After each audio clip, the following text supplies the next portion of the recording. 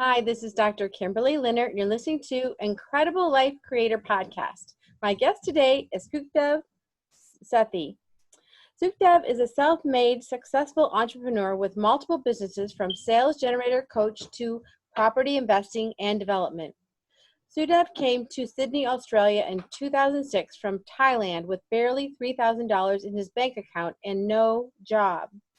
He started his job career in IT as a software developer, climbed the corporate ladder to management, and was responsible for managing over $40 billion. To reach his full potential, Sukhdev quit his full-time job to start his own empire, and in the last 3 years has created multiple successful businesses. He was recently awarded the World Champion in Sales Closing across 150 countries and was awarded the Closer of the Year 2019. Sukhdev is now on the mission to help and coach small businesses to generate consistent sales, even if they have no sales experience. Welcome to the podcast. Thank you, Kimberly, for having me here. Yes, and you have quite a history of adventures here. So why don't you start by telling us a little bit about you, how you started out, maybe, where you came from, how you got to where you are today. Okay. So look, let's go back in time a little bit. So maybe I'm in Australia now, but about 15 years ago, I came from Thailand to Australia. That's where I immigrated. So I immigrated with $3,000 in my pocket, nothing. I had no job, nothing. I had just a dream that I wanted to come and, live my life, settle myself up here in Australia. So that's when I came to Australia. So the reason I came to Australia is prior to that, I was studying here in Australia, and I said, look, it's a really nice place. Let me come here.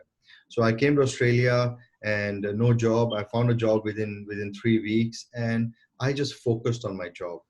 But then deep inside, after like 2 years, I was like, you know what? My job's not for me. I actually want to create my own business because I can impact a lot more people's life in a positive way. But then it just kept as an idea. I didn't action it much, and then I just went on and on and on. So 15 years later, I was like, look, this is what I need to do now. I started getting to the point that I was achieving a lot, but I was not feeling fulfilled.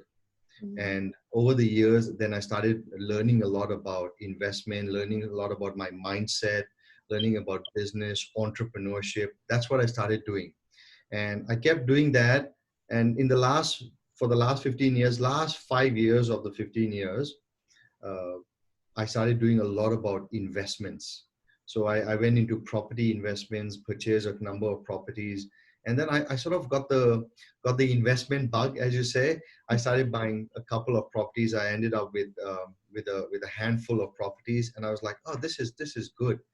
And then I took the next step forward. Is now it's time to really quit my job.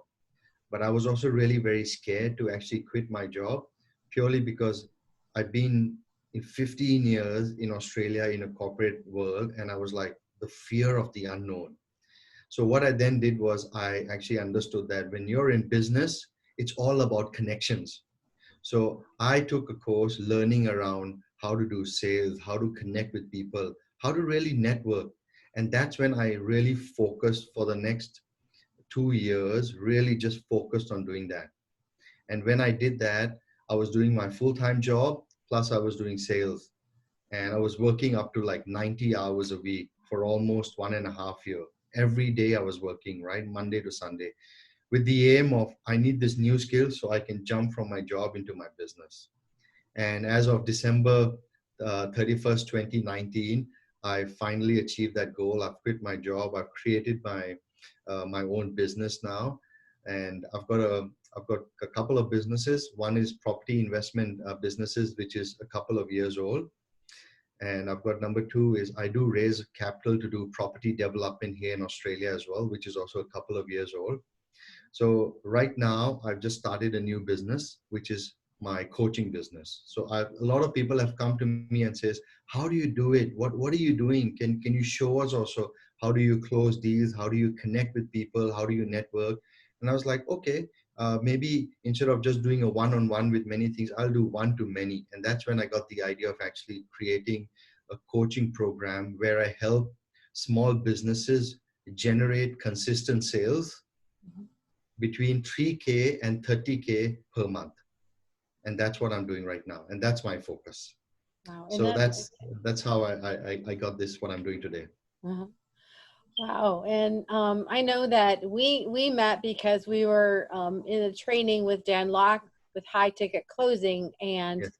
you know, when I first met you over the internet, because it was really over the internet, you know, you were so very kind and helpful and made that connection. And, you know, that is so important, connecting with people and really looking deep and seeing what they need or what they want. And you know, I felt like that with you, even though we haven't met in person, we're across the world from each other, but I felt very much affinity towards you because of your kindness and your thoughtfulness. You know, asking me what I want, what I need, and that was so helpful and so loving. Thank you. So Thank you. Thank you. you are welcome. That's really nice to hear that. Thank you very much. Yeah. Yeah. So, you said you studied in Australia before you went there. So, was that Yeah. something you So did? I did actually, before I immigrated to Australia, I did my master's in IT. So that's what I came to Australia for, to do my master's degree. And that was way back in 2000, 2001. So, you know, we're talking about 20 years ago now. Uh-huh. So that's when after I finished my master's degree, I went back. I went back to Thailand. That's where my parents are from. That's where I'm originally from. Mm-hmm. I'm an Indian descendant, born in Thailand, Uh-huh. grew up in Australia. So yeah, that's what I did.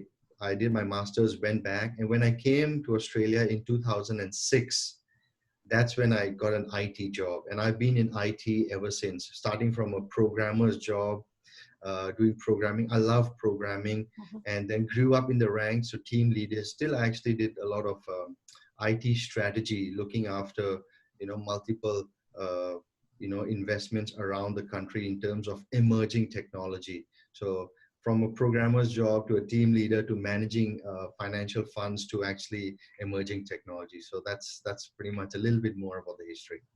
Wow. And is there something that you really like doing more than other things? Because you've done so many things. I actually, yeah, there's one thing.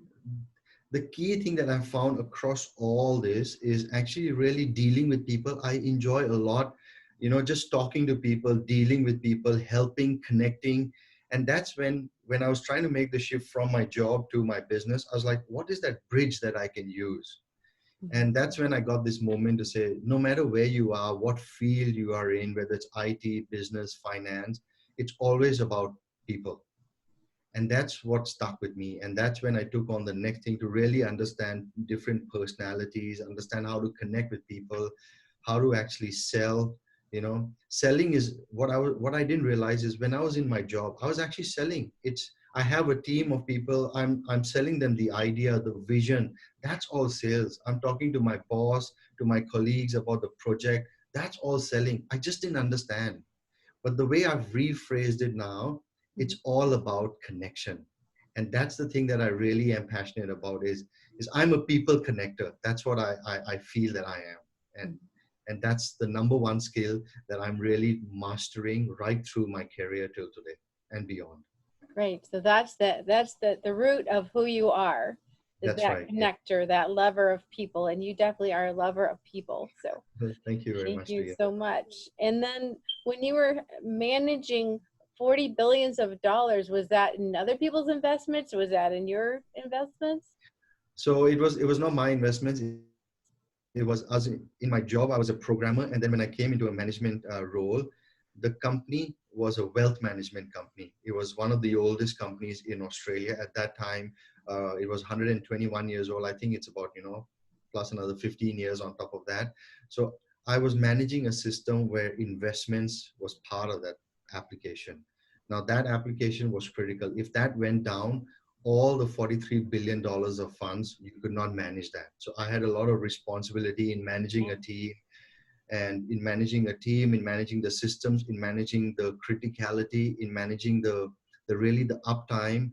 And what I really understood from this point, and what I learned a lot, was when there was an issue, it was all about connecting with people and really explaining and giving assurance that we will get the systems up and running. So all these things really build upon the skills of issue management, people management, leadership, even self-awareness about what am I doing right, what am I doing wrong. And that's where that business systems was, which I managed, which had about $43 billion worth of funds in there at that time. Wow, that is amazing. That's a lot of money to be thinking about That's right, yes. every day and managing. And then how did you get interested in real estate? Because there you are, another new thing.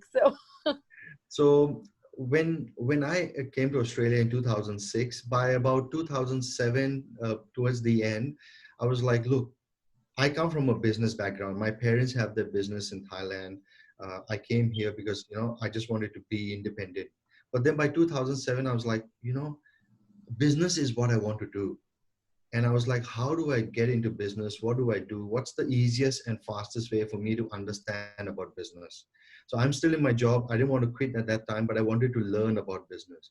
So I started reading a lot about uh, wealthy people. What are they doing? So I read a lot of books. A lot of them talked about mindset. So I switched about mindset. And while I was reading, I discovered that a lot of wealthy people around the world, they have a skill, but when they learn that skill, they invest in property. So then I started learning a lot about investment in property. So I was earning a good salary. I started taking my money from the salary and started buying investment properties. And when I bought the first one, uh, I was like, oh, this is good. It got me reading a lot more because now I'm in the market. I started reading the different terminologies of investment. I started understanding the trends. And when I started doing that, I got even more interested. And that's when I went more and more into it. And my friends also were asking me. So I started coaching them as well in terms of property. Even some of them through my coaching also bought property. So I was like, hey, this is something really interesting. And that's when I went deeper and deeper to the point that I was like, look, investment is one thing. Let me now help people develop. So that's when I started raising funds to do property development. And that's really how I went into it. Exciting. So it seems like you're a very thoughtful person in that you have an idea, but then you master it. You learn about it, and you just really master something. And So yeah, that is correct. So I have a lot of ideas. I must admit there's a lot of ideas I did not action on as well. Just purely, ideas keep popping up and then all of a sudden, oh, there's too many ideas. I don't know which one to do. I've been there. I've done that. I've procrastinated a lot as well, to the point that I was like, you know what? If I need to do something, I must take action. And that's when I started going to a lot of conferences, seminars, meeting new people. And that's when I took, certain actions, and that's what got me the success I have. and how do you decide when you have all these ideas? Is there a process you go through to say, oh yeah, this is the one I'm going to pursue as opposed to this Okay. other one? So there's, I've discovered, I wouldn't say it's a very concrete process. It's sort of, I'll talk in multiple points and the dots will join. So the first is, when you see an opportunity, you're like, oh, I didn't think of that. Then you see another, oh, I didn't think of that. And then if I think of that, it goes there. If I think of that. So you have all these little bubbles around you and you're like, man, there's so many ideas. What do I do? And then you're like, you know what? I can't do it. It's too hard. And that's what happened to me. So what I then started doing is when I started having ideas, I started talking to people who were in that field. Hey, I've got this idea. I've got this idea. What do I do? Then someone mentioned to me that, look, it's a very typical problem of an entrepreneur, a business person, where you have a lot of ideas. But the key thing is ideas are just ideas. If you don't implement one, you can't get anything. So then that's what it stuck to me is execute on one. When you finish on one, it will automatically lead to execution of the second one. And that's when I started doing that. You know what? I've got all these ideas. So the mindset I have is I forget about everything. It might be better than this idea, but I want to start with something now.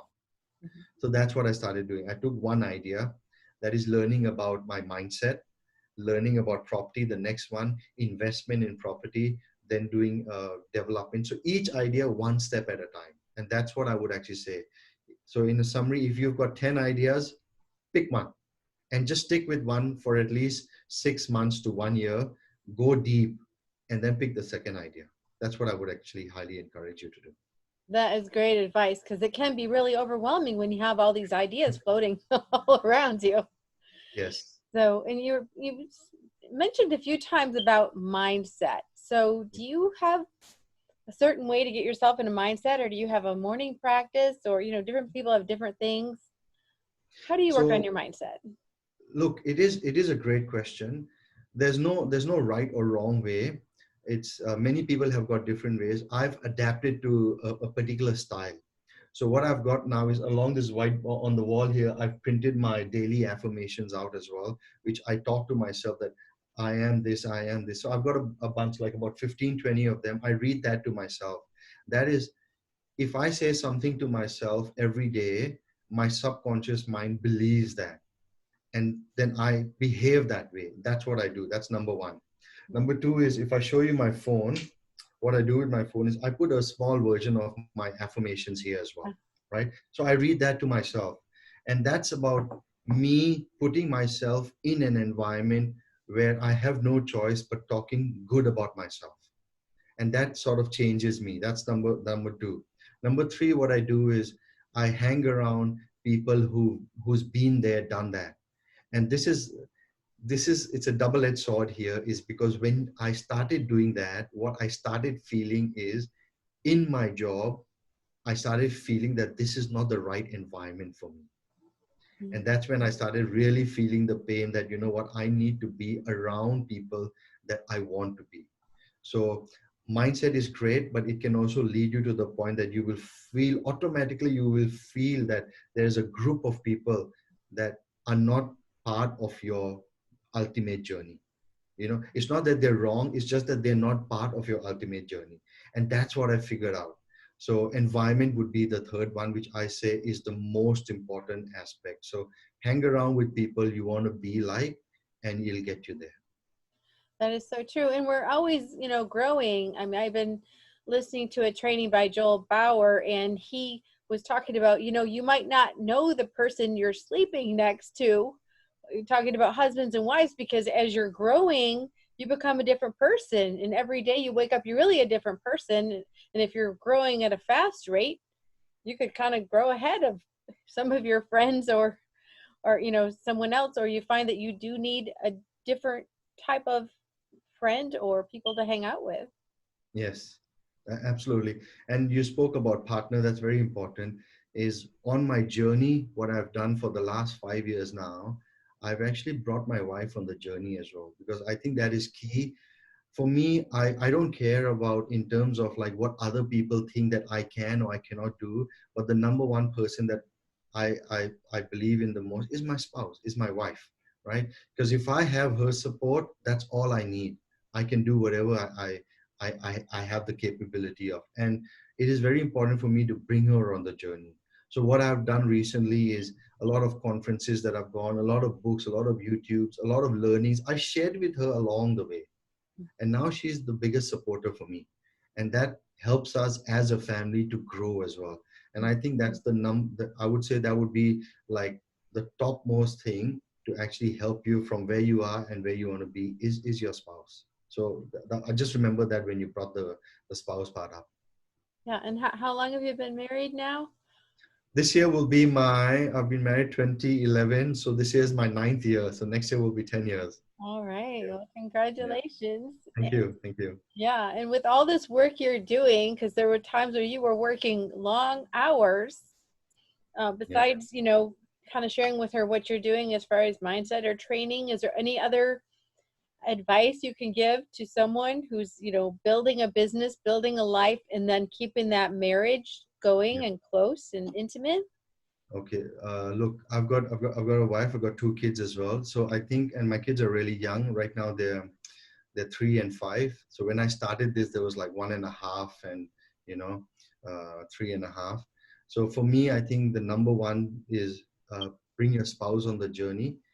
Spend as much time, even if it takes like 3 months of having just a conversation or bringing them on the journey. Do that. That's what I did. Because if the time is spent upfront, really upfront, your next journey will be very smooth. But what I did previously to this, what I made a mistake was I just did what I wanted to do and I just kept doing. And then I was like, my wife wasn't on the journey. We were not on the same page. And there was always like hiccups along the way till I realized that, you know what I've done is actually not right. I need to spend a lot of time with my wife, with my kids, just let them understand what am I going to do next and have their support, like explain to them why I'm doing this. So that's what I did, number one, Mhm. right? That is the most important. Number two is pretty much the desire. It's not so much of just the passion. Passion's not enough. You need the desire. There needs to be a purpose. There needs to be like really bad that, this is what I want to do. This is what I want to do. This is why I need to do it. The why creates the desire. So it's really important to have that desire. Through that desire, habits will be formed. So the third one is I changed my habits in terms of how I was working. So I was working full time in a full time job, Monday to Friday, and I was working on this side business every day in the evening from 8 p.m. to uh, almost 1 a.m. in the morning, 12:30, 1 a.m., and full Saturday, full Sunday. So that was my habit that I had. But I would not be able to do this if I did not speak to my wife and family first that this is what I'm going to do. Are you okay? And I need your support. So that's the three things that I would actually highly encourage if you're planning on doing anything, whether moving from a 9 to 5 to a business or starting a new business. I think these three are the most important things in my perspective. Wow. And the other thing I wanted to bring up is you worked toward and won the biggest honor ever, which is the Closer of the Year award, and just awards in sales. And I want people to know that it's not just a few people. It's not just a few people that you were the number one salesperson for. There was thousands of people in competition for the same thing. So why don't you tell me a little bit about that journey and how you got there? Because I'm sure other people would just love to be able to be that person. So this is across 150 countries over the world. There were about 6,300 people in the competition here, and yes, ultimately I got number one worldwide champion. And the way I got there is it's not so much about just closing deals. It's actually what happens before that. So really starting from the front is, like I said, having those habits, working with the family, and that desire. It started from there. What I then did was, for me, this is the biggest thing, is once I got my family on the journey, the way I learn best is I actually share what I learn. So I started doing all that. So what I was learning and I was practicing, I was actually sharing. And I was coaching a lot of people as well. So I was doing late night coaching calls across the world. I'm in Australia, someone's in Sweden, someone's in Canada, and I'm actually coaching them 1 o'clock, 2 o'clock in the morning. The way I did that is just by helping. And the reason also for that is it's a two factor aspect. Is one is by helping the person gets value, and the second part is by me learning and sharing, I anchor the knowledge within me and it becomes second nature. And that's what I kept doing consistently. I started a YouTube channel where I shared a lot on my channel as well about mindset, and anybody wanted help, I started doing that. So this second part, which was about sharing, was anchored the knowledge in me. And that is very, very key aspect here is if you're planning to win anything or really get the best out of yourself, share it. I started the journey by, I said, look, I don't want to share it. It's my knowledge, but that's actually the total opposite. The more you share, the more help you can give, and the more you will actually really understand and anchor that in yourself. So that was actually number two. The third part, which really got me to where I was really, again, connecting with people, speaking on stage, because I needed to speak on stage in front of 1,500 people, which I've never done, and I got 46% of the vote. It was a live voting as well, so I won the award. So I did a bit of practicing how to speak, really having that conversation, being vulnerable. was the key. It's not about this is all I know. No, it's not about that. It's about showing people where I've come from, how I can help you, so we can relate. Because me and you, we're same. I've started from zero. Mhm. I've come here. Maybe there's someone there that's starting from zero, can also come here. It's about that, showing that I can help you and make it relatable. And that's what I learned a lot. And that's where connection gets created. And that's what got me to the next level. So these are the three steps, pretty much getting me to that level. Did that help? Yes, it did. Yeah. And when you were standing on that stage and you're accepting that award, can you even describe the feeling? Yeah, it is. I've got the award up on the wall here. The feeling was, I actually, like, I walk up with tears in my eyes. I have the video with all tears wiping. I couldn't believe it. But the fact is that my wife was there as well. And before we went there, a couple of months before, I started visualizing that, what I'm doing, I am getting the award. I started visualizing so much that I was talking to my wife. My wife's name is Preeti. So I was telling Preeti that, when I'm going to be the award, this is what I'm going to do. I'm going to be speaking on stage. I'll bring you up on. So I started, my language changed. And that moment of me getting the award, it was that moment was like, I have seen this moment before. And it was like a fulfillment that what I saw is actually real. And that was like, it was really amazing. So I brought my wife on stage and, sort of got the award, and I handed the award to her because without her, I could not have done this. So it was a really great feeling. Yes, Yeah. and congratulations again. So I am Thank you very much. Yeah. so excited and thankful that you got that award. And Yeah. um, you were talking about visualization. Yeah. And, sometimes what is or what we're seeing around us is not really what we want to see or what we want to be happening in our lives. But if we're just concentrating on what is around us, sometimes we can get really stuck. So I've learned to actually visualize, just like you were talking about, and have a vision. Um, so was there times in your life when you actually thought of how you wanted things and you used that visualization? So yes, I do. I believe in that. In fact, in front of me, you can't see now. I've got a vision board as well, where I actually put pictures of what I want to do. Mm-hmm. Now, the aim of a vision board is it's not black magic where you put stuff and it will come real. The aim of the vision board is for when you put it in and you see, it reminds you that that's what you need to do. And when your mind sees that a lot, it becomes subconsciously that your whole energy works towards achieving that goal. Your habits change, your goals change, the way you talk changes, everything towards that. So one reason of having a vision board or visualizing thing is making your subconscious mind believe what you want. So your actions change, your habits change, and that's what really gets you there. Your habits and your actions get you to where it is, but visualization embeds the reason and creates the desire of getting there. And that's how I look at vision.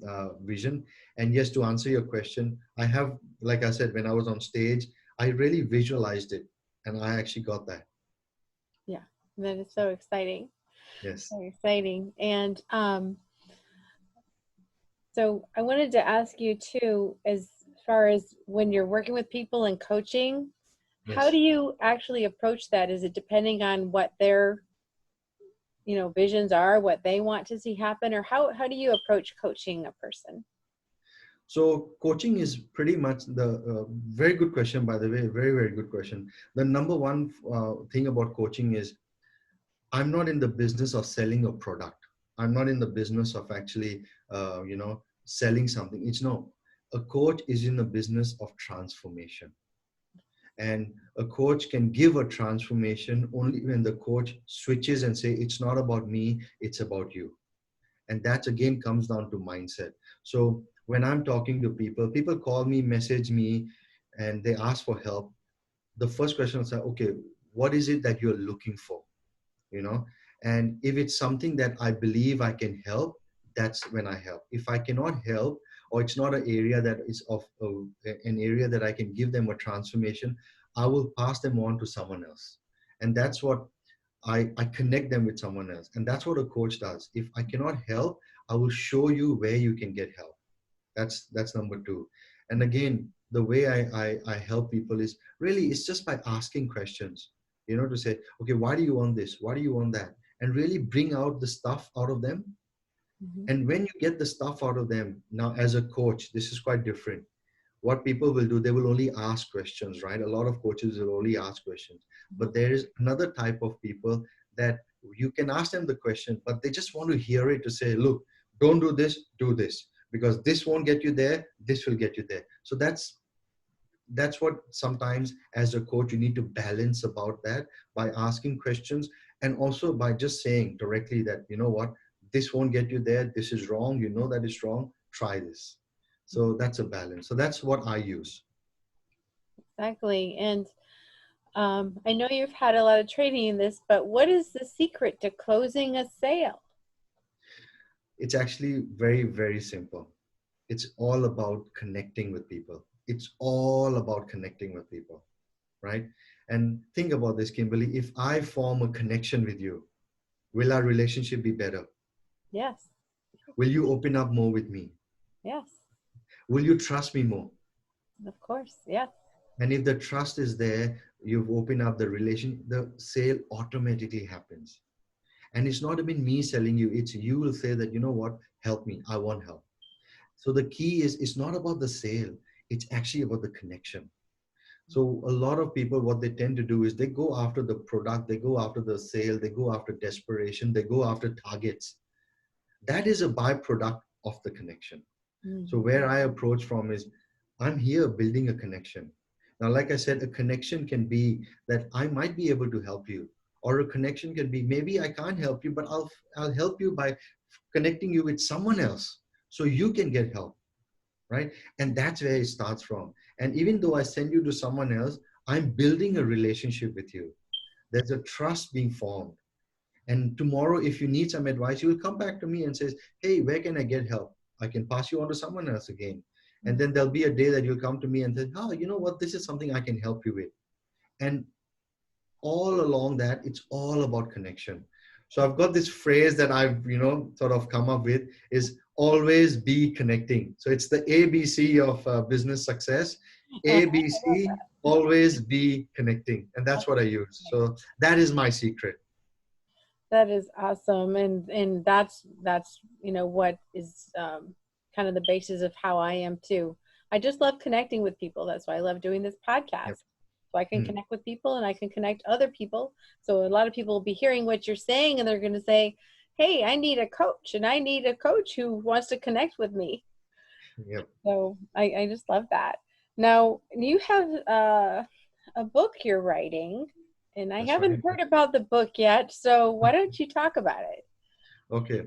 So my coaching business, I'll come to the book in a second. Okay. So the coaching business that I've started with is helping small businesses connect with their prospects and generate consistent sales between 3K and 30K per month. Now, where I'm taking it to the next level is I'm writing a book, and the book it's going to be called, at this stage, there's a draft title I'm planning. It's all about connection. But I'll keep the title a bit mysterious, but I'll tell you what the book is about. The book is about how to create magnetic connections with your prospect and growing your business. And that's the book. So I'm planning on writing that book at this stage. My target is towards the end of this year, I'm planning to release the book. So I'm currently writing it.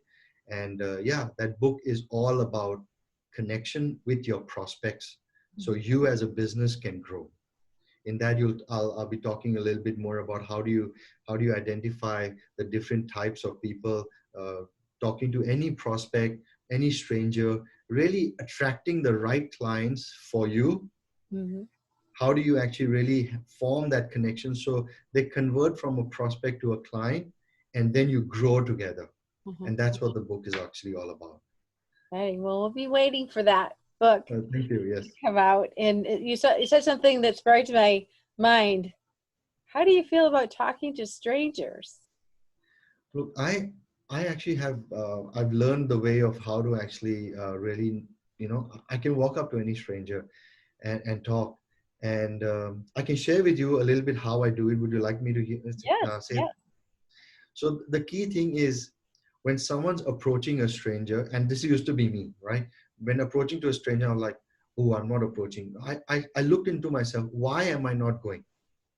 The number one thing is I used to think if I approach, what will that person think of me? What will this person think of me? It comes down to what other people are going to think of you if you approach to a stranger, right? And the second thing is I don't know that person. If I just rock up, what will he think of me? Again, it's about him thinking of me or her thinking of me, right? So that's when I understood that. I was like, you know what? Maybe if I switch, maybe that person is thinking to approach me and feeling the same. So someone needs to take that first step. Mhm. So what I learned is when making a connection with people, I initiate the conversation. And when I initiate the conversation and take that first step, I break the ice and we form that connection. Mhm. That's why we have icebreaker speeches, right? Where we talk about, tell me a little bit about, and pretty much exactly the same thing. So talking to a stranger, it's just take that first step. There'll be two things. You know what? It's great to talk to you, or I'm too busy. I can't talk now. That's okay. No problem. Exactly. So that's what I started doing daily. And I'm okay with talking to strangers. Awesome. And I think that's so true because everyone wants attention and to be noticed and acknowledged. And if we're all sitting around wondering what other people are thinking, no one gets any of the things they want, Yeah. which is, is that attention. So, um, and I also want to ask you throughout your life, is we've talked about so many things, but any aha moments that you want to share where it's like, oh, it was something just you noticed or was something that you thought of that you hadn't thought of before? Look, there has been a lot of aha moments. A couple of things. So look, the couple of aha moments was when I came to Australia first in 2006, Mhm. and in 2007 I was like, why am I in a job? I can impact more people's life. Mhm. And that was when my real first aha moment came, that I can actually help a lot more people. But if I'm sitting in a job, I'm just helping my company, my boss. And that was when my first real aha moment came, that I want to actually have my own business so I can be out there and help a lot of people. And that's when I started my journey in terms of self discovery. That was the first one. Mhm. And the second one here was in 2013. What happened was I actually I got made redundant from my job, right? And the reason got made redundant was the whole IT department got outsourced overseas. And I was like, doesn't matter how good I've been. At the end of the day, someone's controlling what is my future. And that was again my aha moment. I was like, hey, you know what? In 2007, I thought that I'll move out and open up a business and help people, but Mhm. I didn't do anything. In 2013 is when I was like, oh, someone's made a decision of what I can do. So I got made redundant. And that was that aha moment that's like, you know what? I need to do something of my own now. Mhm. And that's when I started my property investment journey in 2013. And then in late 2017, I was like, okay, look, I'm ready now. 2017, 2018, I'm ready. Let me now focus on the next step to learn the skill on creating my business. So Mhm. that's when I learned about a lot about people connection, a lot about closing sales, a lot about generating sales, a lot about revenue. That's when I did. And these are the three aha moments in my life that got me to today. So yeah, so 2007, 2013, and 2018, around that time. So yeah. Wow. Yeah. And you certainly did pivot and change at those times. I mean, you really, Yes. really changed. Yeah. So, I think there's a lot of people that would like to connect with you, Yep. talking about connecting. Yes. So, if people were interested in your coaching, how would they get a hold of you? Or what, do you have a website, or do you have something where they can connect with you? So at the moment, I'm mainly on YouTube or Instagram. So you can, and my Facebook page is coming up as well. I've got my own personal Facebook page, but I've sort of developed my business Facebook page as well. You can connect on that. That is currently in the works. I'm just revamping it. But the handle is Success with Sukhdev. So you can look at that handle, or you can search my name, Sukhdev Sethi, and it'll come up. I generally wear a white shirt, a blue and a maroon turban. So that's my brand and my image. So YouTube, social media, that's Instagram as well. Well, thank you so much for being on the podcast today and for sharing all your wisdom. I so appreciate you. Thank And you. I just wanted to find out, is there anything else, any last words of advice you would give people as far as living just an amazing life? So look, what I would say is find that passion that you believe is a passion, create that desire, and surrender to it. And that's what I would actually say. Just go for it. I love it. Thank you so much, Sukhdevs. Thank you so much. Thank you, Kimberly. Thank you for today. All right. We'll talk to you again soon. See ya.